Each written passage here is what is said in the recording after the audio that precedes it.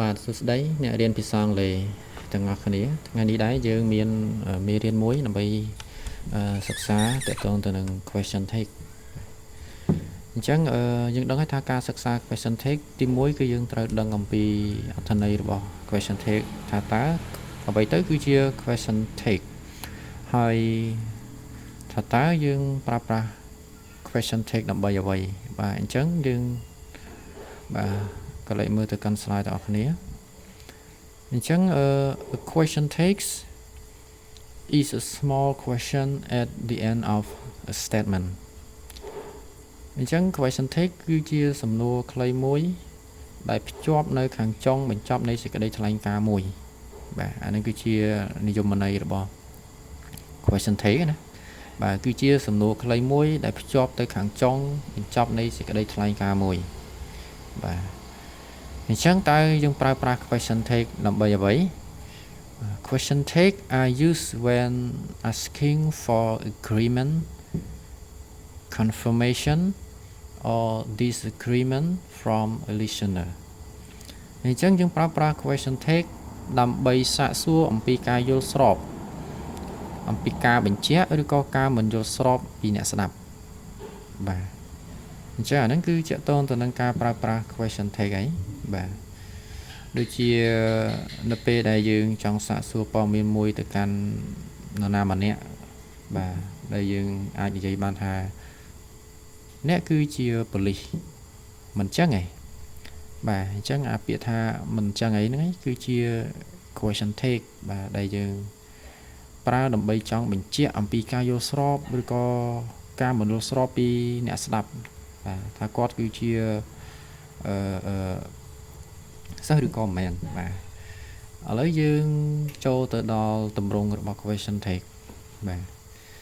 អញ្ចឹងនៅក្នុងទម្រង់របស់ question take គឺយើងចែកចេញជា2 statement បាទទី1គឺ a negative question takes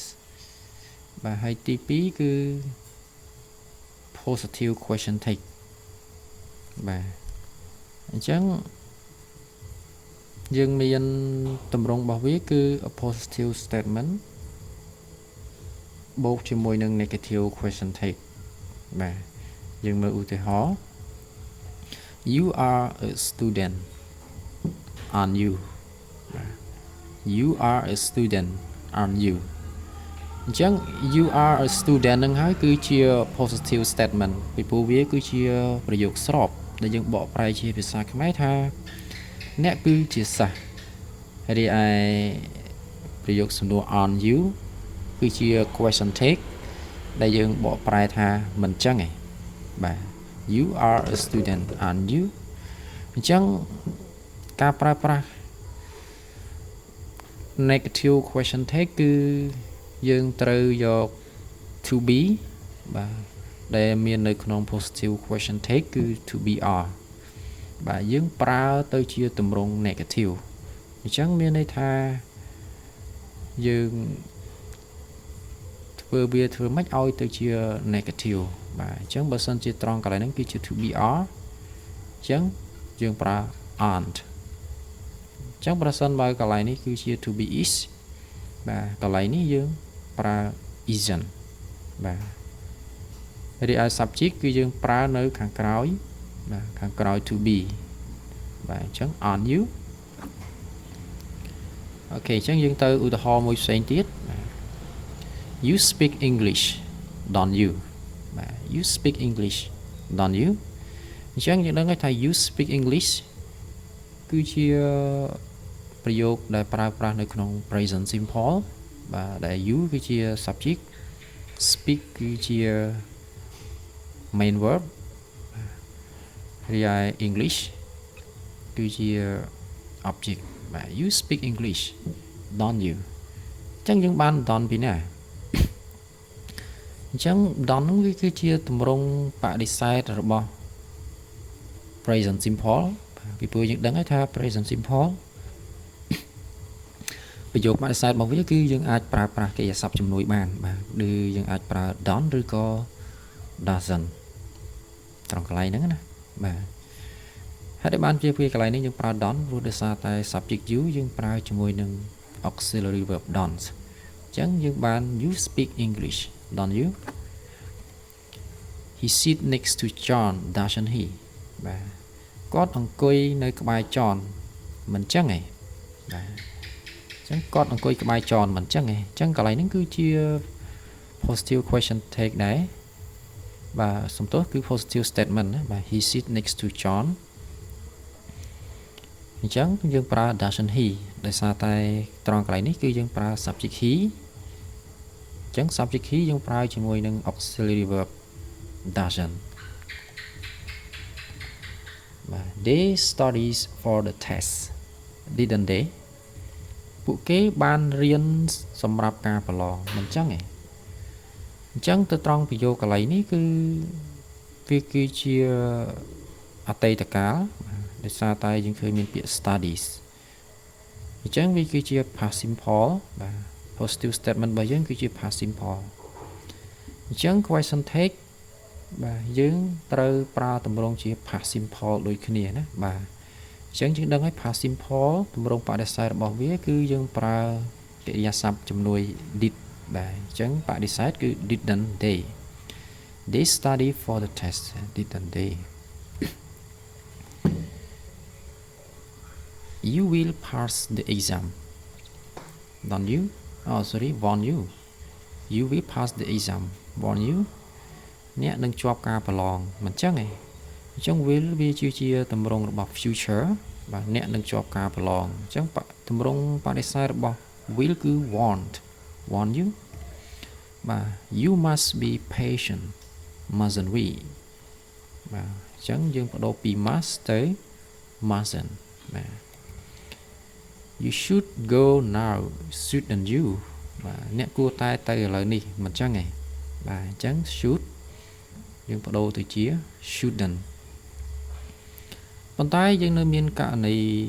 ចាំបាច់មួយបាទសម្រាប់អ្នកសិក្សាអំពី question take ត្រូវមានការប្រុងប្រយ័ត្នចំពោះ subject I ជាទូទៅយើងដឹងហើយថា I យើងតែងតែប្រើជាមួយនឹង to be am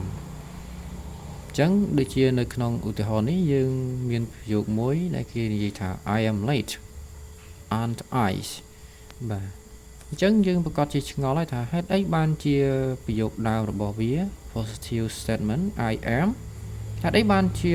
នៅក្នុង question take មិនប្រើ am not I បាទអាហ្នឹងគឺគេមិនតម្រូវឲ្យយើងប្រើ am not I ទេបាទគឺចំពោះ to be am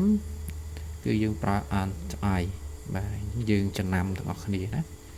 អូខេហើយចំពោះការប្រើប្រាស់ទម្រង់ negative របស់ question take គឺជាទូទៅគេមិនឲ្យយើងប្រើទម្រង់លាតនោះទេមានន័យថាត្រង់កន្លែង question take នេះគឺយើងអាចប្រើ do not you ឬក៏ does not he ឬក៏ did not they ទេបាទគឺយើងប្រើទម្រង់ constructed form បាទមានន័យថាយើងប្រើទម្រង់កាត់ don't you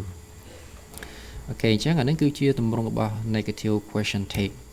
ឥឡូវយើងចូលដល់ទម្រង់របស់ positive question take វិញបាទអញ្ចឹងខ្ញុំចង់បញ្ជាក់កន្លែងនេះថារវាង statement ហើយនិង question take គឺគេផ្ទុយគ្នាបាទផ្ទុយយ៉ាងម៉េចបាទគឺប្រសិនបើ statement របស់យើងគឺជា positive អញ្ចឹង question take របស់យើងគឺជា negative តែប្រសិនបើ statement របស់យើងគឺជា negative អញ្ចឹង question take របស់យើងគឺជា positive បាទអញ្ចឹងយើងសិក្សាឧទាហរណ៍អស់គ្នា Mary isn't a teacher is he បាទ is she បាទអញ្ចឹង Mary មិនមែនជាគ្រូបង្រៀននោះទេមិនអញ្ចឹងទេបាទអញ្ចឹងមានន័យថាយើងផ្លាស់ប្ដូរបាទ to be isn't នេះបាទទៅជាស្របវិញណាអាហ្នឹងគឺជា positive question take ហើយដោយសារតែ statement របស់យើងវាគឺជាទម្រង់បដិសេធ isn't a teacher is she នាងមិនមែនជាគ្រូបង្រៀនទេមិនអញ្ចឹងទេ John doesn't speak Spanish